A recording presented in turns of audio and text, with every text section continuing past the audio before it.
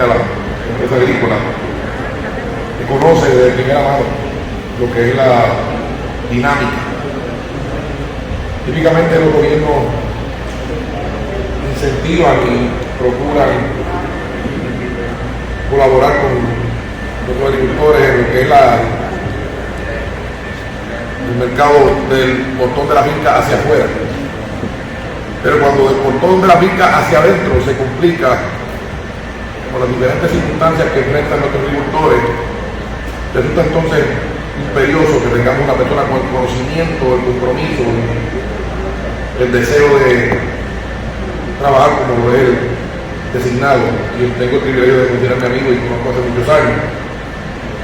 Creo que es una excelente designación. Quiero agradecerle a él que ponga en pausa sus negocios y sus empresas para trabajar con Puerto Rico, y sé que lo hará exitosamente él y todo su equipo de trabajo. La inmensa mayoría, me atrevería a decir que prácticamente la totalidad de todos los sectores agrícolas han expresado su apoyo a esta designación, precisamente porque conocen de su capacidad, de su compromiso y de la clase de personas que es un amigo Ramos. Así que quiero consultar mi voto a favor del designado secretario de Agricultura.